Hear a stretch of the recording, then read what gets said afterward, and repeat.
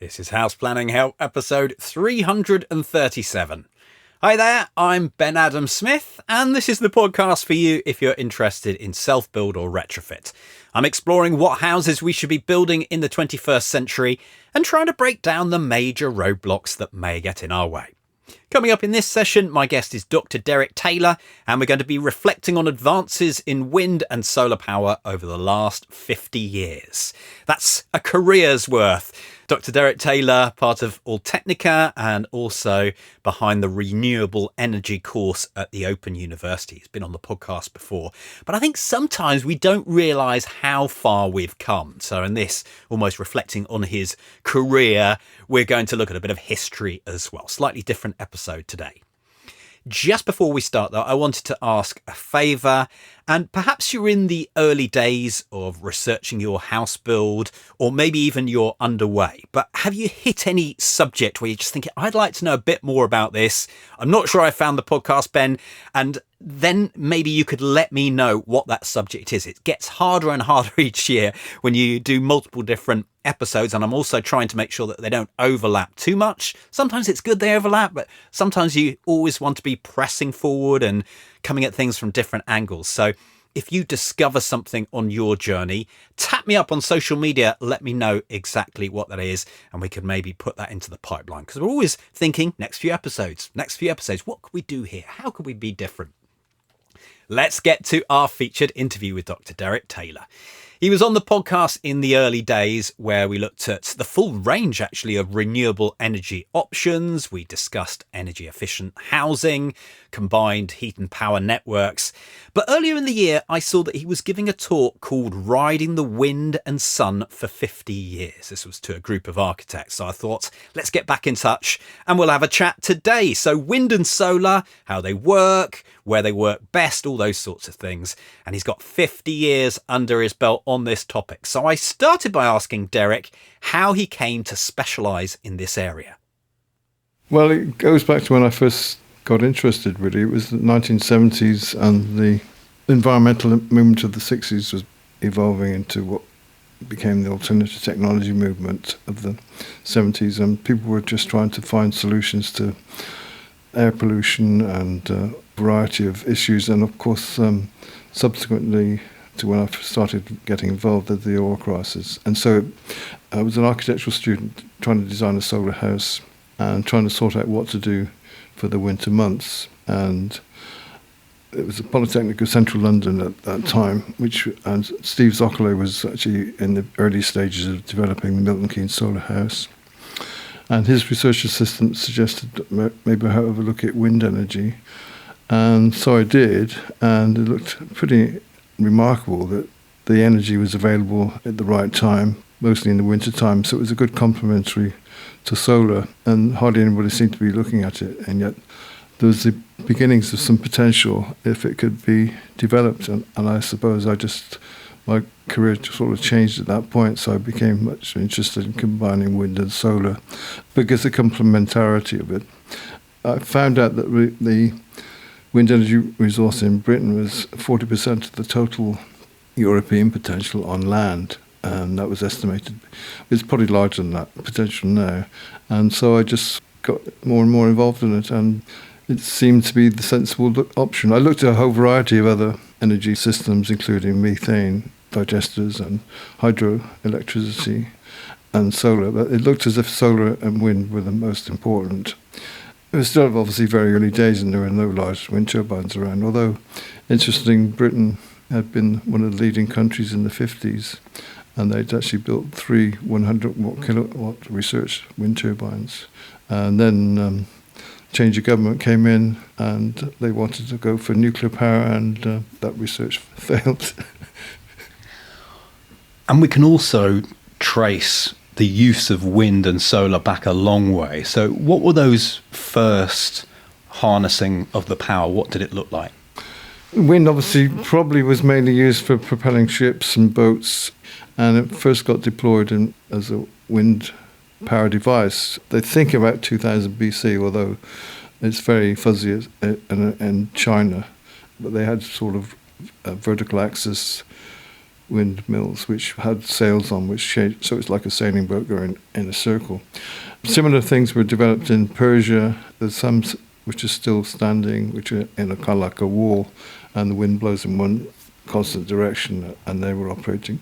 Solar, again, maybe that was also possibly in China, but also the ancient Greeks were actually looking at passive solar design, where they actually were orientating their streets and buildings so that they had the available sunshine coming through, and they actually looked at overhangs as well to some extent. The Romans were the first to actually deploy glazing in a passive solar configuration, although they think that some of the interest came about because they'd used up all the fuel wood, and so they were trying to make better use of the sun. And not sure if it's Aristotle or Archimedes which came up with a big giant mirror to actually stop the troops from invading. But there's been various ideas. Passive solar has been quite a vernacular approach because buildings tend to be facing south to get the best sun.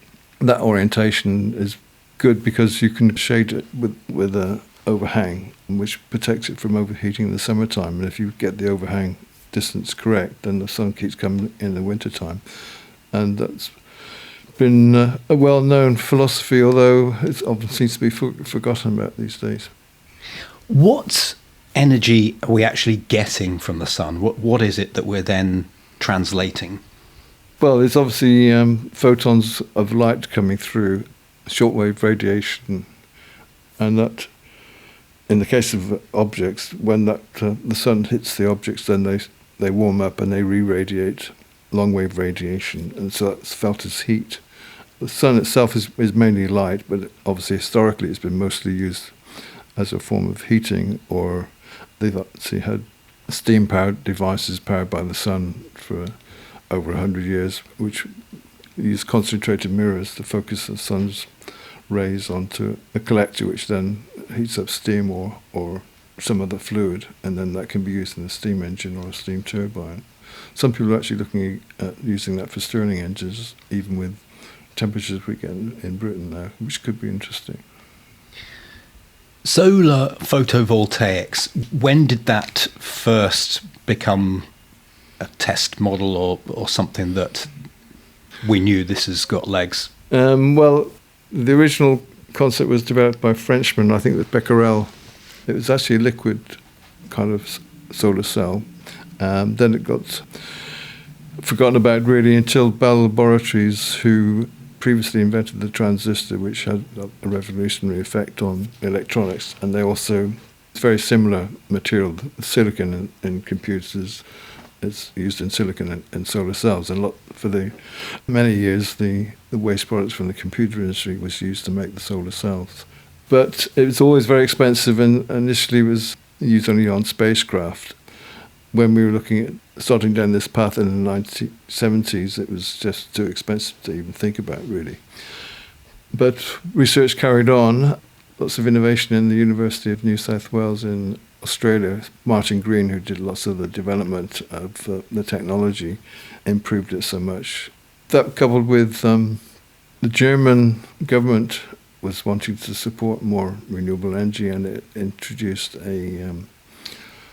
I think it was probably the first feed-in tariff, but it was sufficient to create a market, which then meant various manufacturers could then start to scale up and invest in the machinery to do that.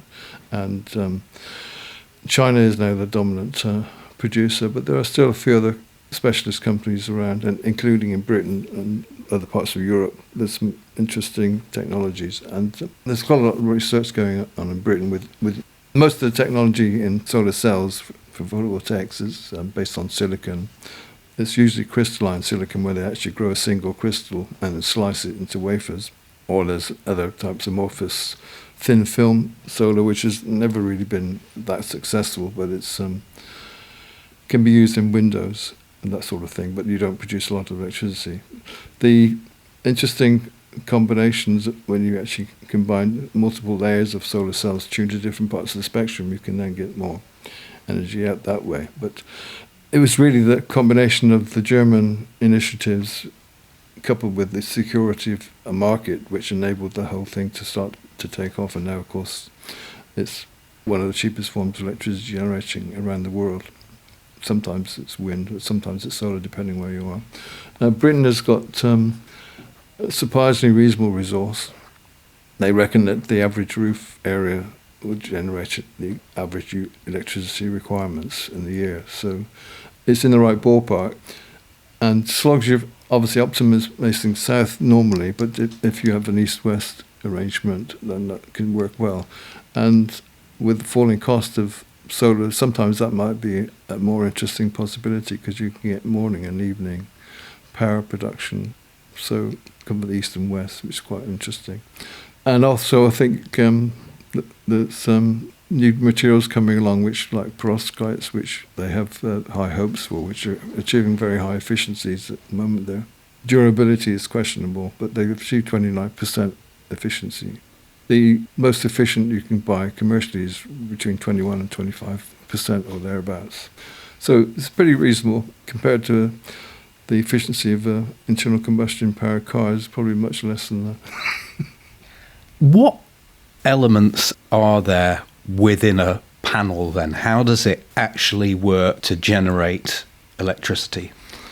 Well, it's a combination of two layers of materials which are doped, as they call it, one to be positive, one to be negative, and as light shines on the panel, it excites the electrons so they actually move through the system, and then you can capture that with wires and generate electricity that way.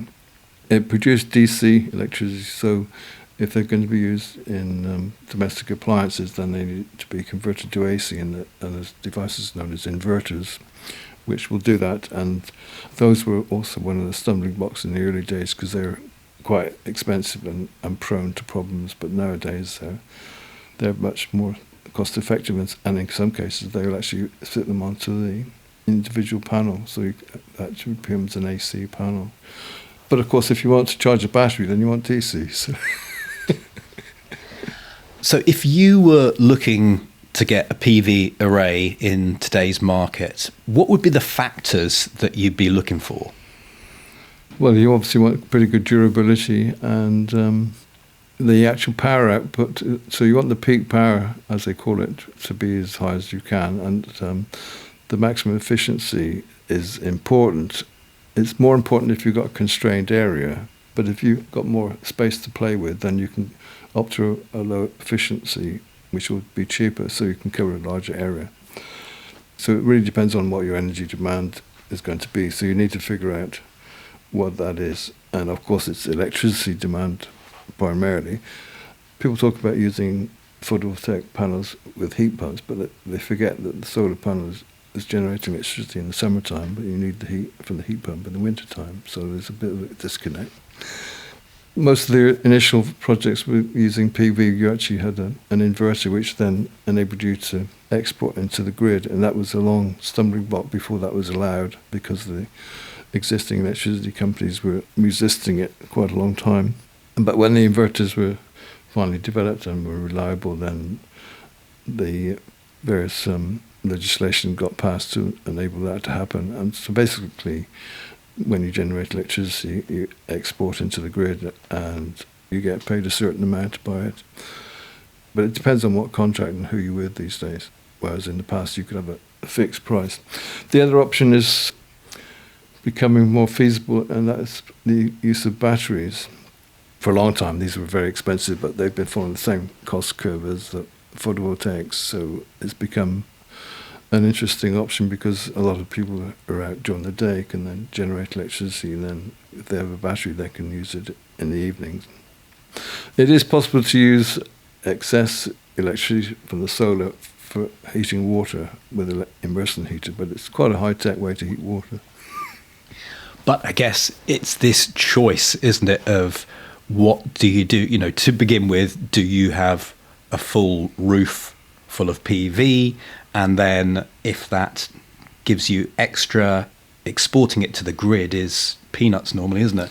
Yeah, well, I think obviously it depends whether you have a, some people are obviously charging electric cars with it, which obviously is a useful extra use for it. Being electricity, it makes sense to use it for primarily electrical purposes, although you could use it with a heat pump in the warmer months to make hot water. But if you've got the resources, it makes sense to cover as much of the roof as possible, because it's probably going to be more valuable, particularly as the price of electricity is unlikely to be going down soon. The other option is, apart from solar voltaics, is solar water heating panels, which will produce hot water for about 3/4 of the year in the UK climate, so you can produce sufficient for your hot water needs, although a lot of washing machines don't allow you to plumb in a solar water heating panel, which is obviously a bit of a difficulty. What is likely to go wrong? Because the panels don't have much that moves within them, so how come they've got a relatively short lifespan, maybe 15 years?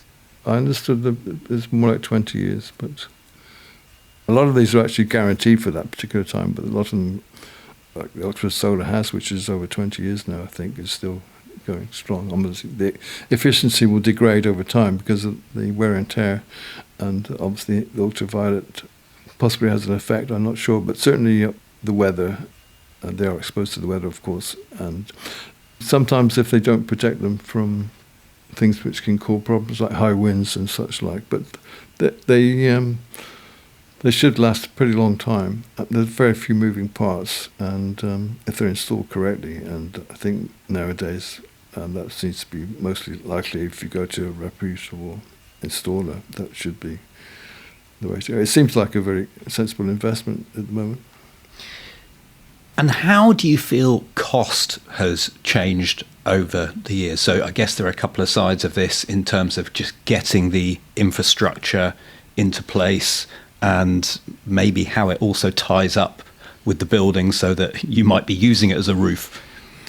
Well, the cost has obviously been plummeting down over the decades, and I don't see any reason why that should change unless there's issues with scarcity of materials.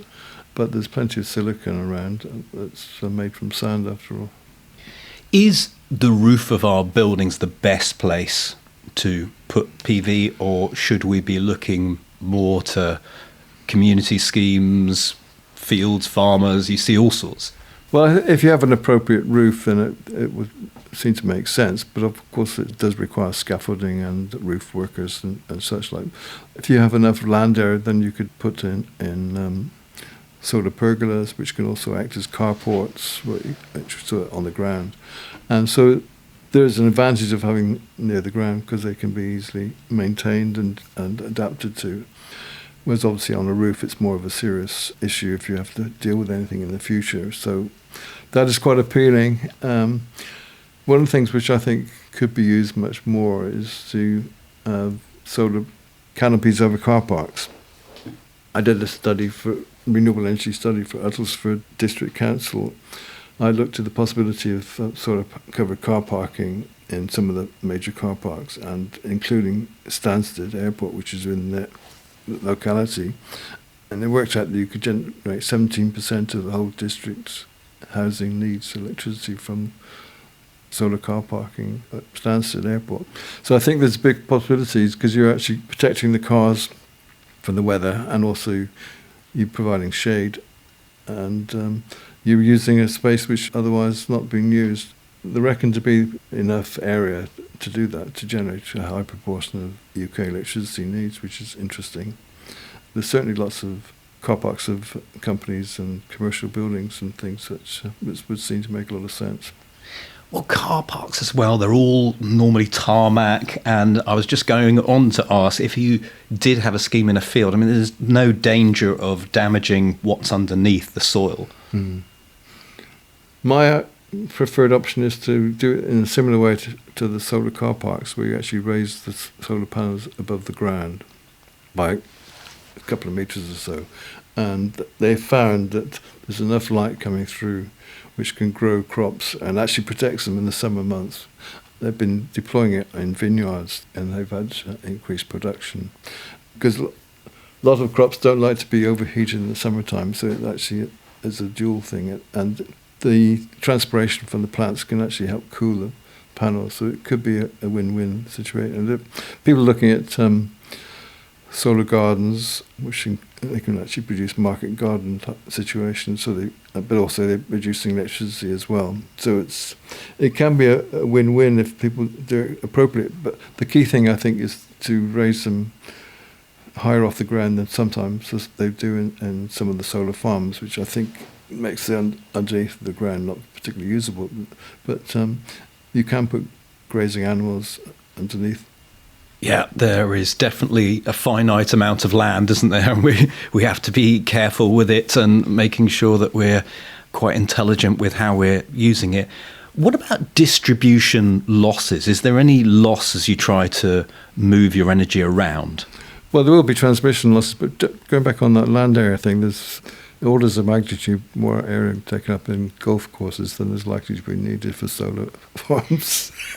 Sadly, you can't stop the golf courses, though. It's a bit like just to give you context in terms of how much land area we would need, which is why I think it's sensible to put them on land which is going to be used for more than one purpose.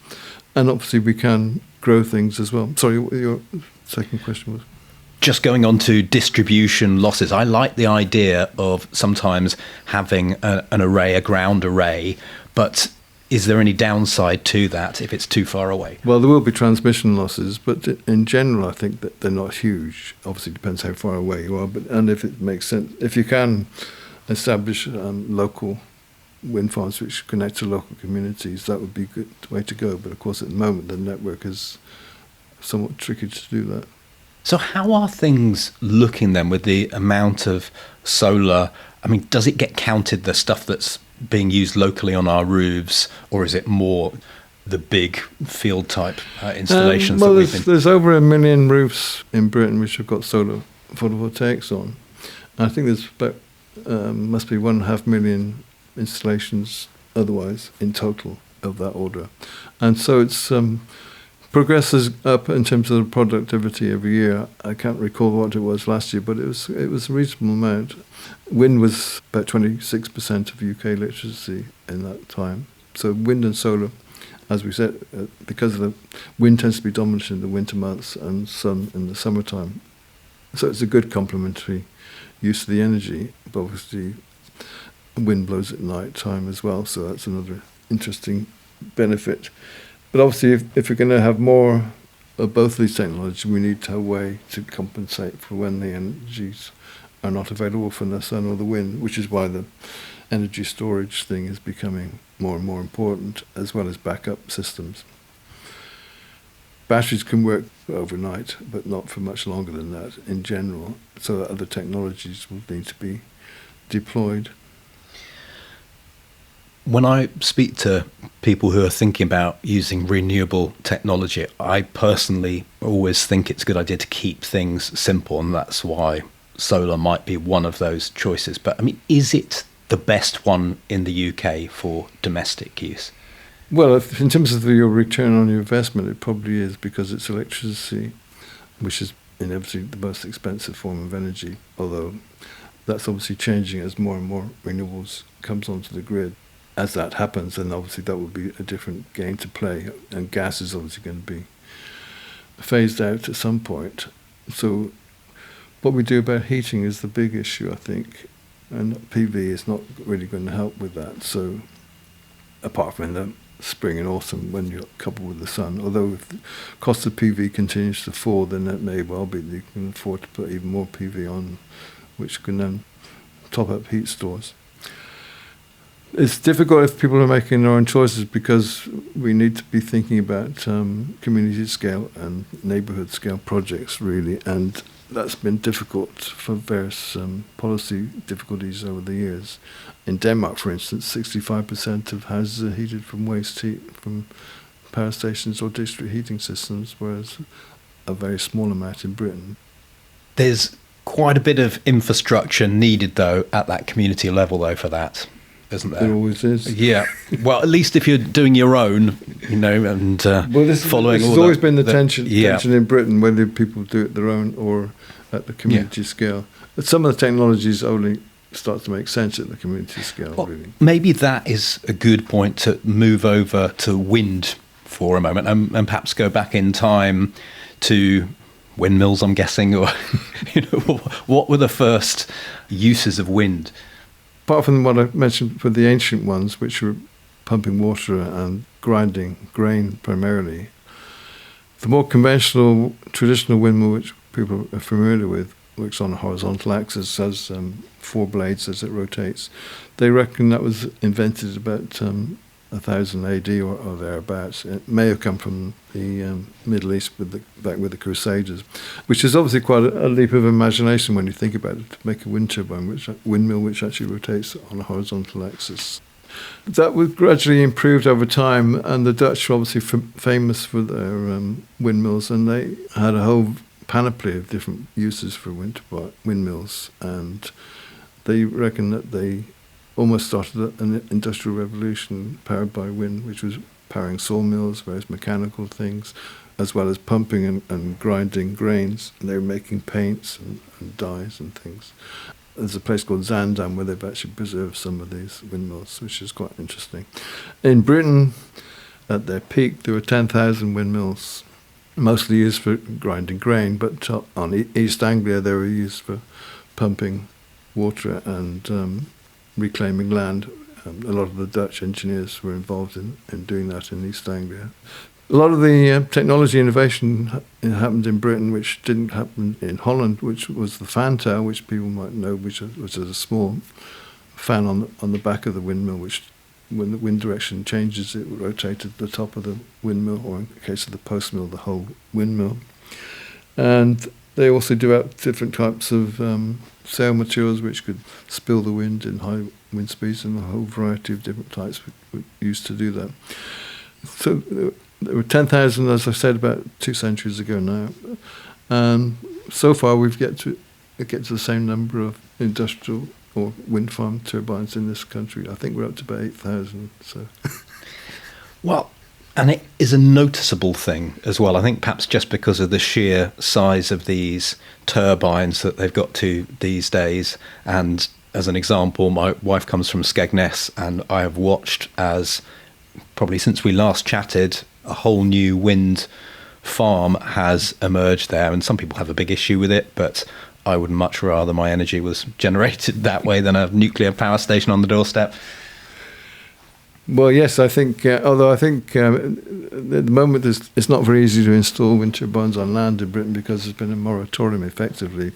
So if you apply for planning permission for a wind turbine on land, only one objector can actually stop the project from going ahead. That was a policy, I think, first introduced by David Cameron's government. And of course, there's not been many land-based wind turbines built to date, even though that's probably the cheapest form of electricity generating in the UK. Because of it's able to be produced in volume, sort of standardised components, and that was obviously very helpful in driving the cost down. The largest turbines at the moment are around about 16 megawatts, and the blades are over 100 metres long, so longer than a wingspan of a jumbo jet. Are we still expanding with wind power? Well, I see no limit to it, really. Britain is well set up with our shallow seabeds around our continental shelf.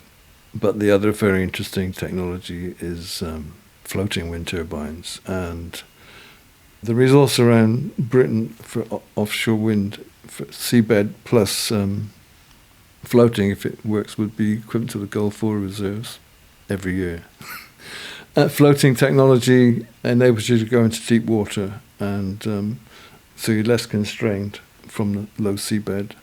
There's been a wind farm of 5 floating turbines off the coast of Aberdeen, and one of those turbines has been the most productive wind turbine to date, which is the advantage of floating is you can just crank them out, really, once you've got the design established, and it's like shipbuilding. Quick aside here, I will quite often go past some wind turbines and you'll see them all spinning round except for one. What does that normally mean? It probably has a fault, so it's been automatically shut down until the engineer can go and sort out what the problem is. Fair enough. Okay, that's an obvious. It's a very visible sign of something which has to be sorted. But modern turbines, they're monitored all the time by the manufacturers, so they can pick up any diagnostics which need to be sorted. So if it's a good company, then they should get it sorted quite quickly. Obviously, it's much more difficult offshore, which is why I thought it was going to be much more tricky than it's proved to be. We talked a little bit about land use before. Can the land still be used for a second purpose with turbines there? Oh yes, it's even easier than with solar, because the actual footprint of the wind turbine is just really the base of the turbine, and depending on whether you put in any access roads, which in most cases you don't really need to do that. You need to make obviously hard standing when it's being installed and getting maintenance thing in it, but otherwise there's no real issues, and most animals seem to cope with it very well. There was actually an animal shelter project in Cambridgeshire which installed its own wind turbine, and the horses and the animals were just fine about it. A few years ago, I did a podcast on a scheme up in Scotland, which was a community level scheme. Now, you don't really see too many of these projects. So what would you need to make one happen? Well, there are a few organisations which are trying to help it to happen, so obviously make sense to get in touch with them, but you do need to hire some people who can do the feasibility study, and that funding needs to be raised somehow, and then that will tell you whether there's enough wind resources and how much you get on in return. There are a small number of organisations who've been doing it in Britain over the years, but it's been very difficult because of the energy climate which has been operating, which is a competitive climate, so available sites tend to be used by commercial companies. In Denmark, I think it's around about a third of projects are actually owned by cooperatives and local people. But it's the expertise often isn't in the local community, so you need to have people you can trust. But there are organisations who are trying to enable that to happen. It's just been heavy going. I organised a conference on community wind in 1996 here, and we thought it was going to happen then, but it's just been very difficult with the commercial climate, and then of course we've had policy against wind energy a lot of the time, so different governments come in and it flips and flops, so it doesn't give you confidence in many cases for these sorts of technologies to invest in. But those who have had a good return. There's a very successful one, is the Westmill Wind Farm in Oxfordshire. I think they have 5 turbines, and they so successfully it's a solar farm as well, so that's it can be done, but that was a long hard walk, about 7 years I think that they were trying to get it off the ground, so it shows the difficulty. And of course at the moment there's this effective moratorium which hopefully will be rolled back. Just finally, how do you reflect on your career, specifically on these two technologies? What are the big bottom lines of it? Well, there was zero electricity going into the grid from wind energy when I started in 1972.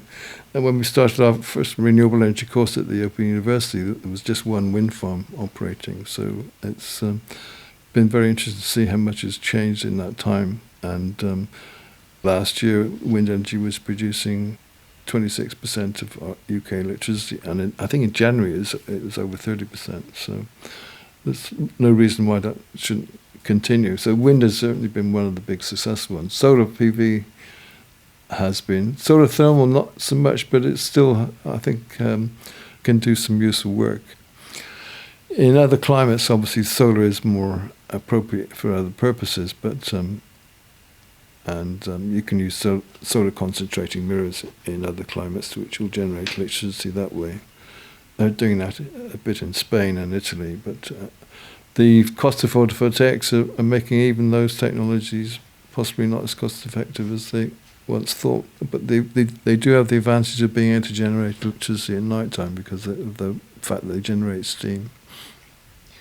Derek, thank you very much. You're welcome. Head online to take a look at the show notes that accompany this session. houseplanninghelp.com/337. We always give you a summary. There'll be a few photos to illustrate what we've been talking about as well, and links and so forth. houseplanninghelp.com/337. My call to action is to check out the Hub, and this is the membership community that we run alongside House Planning Help. We've developed a range of digital resources to keep you learning and keep you moving forward, hopefully not taking up lots of time. This is when we really try and boil it down into useful courses, live training sessions. We've got our in-depth video case studies where we've been filming over the years and trying to really boil down the decision-making process and give you that insight on it. Or you can chat to me in our office hour calls that we have every week. We've got Ask the Expert as well. houseplanninghelp.com/join to investigate further. Thank you so much for listening. The House Planning Help podcast is produced by Regen Media, content that matters.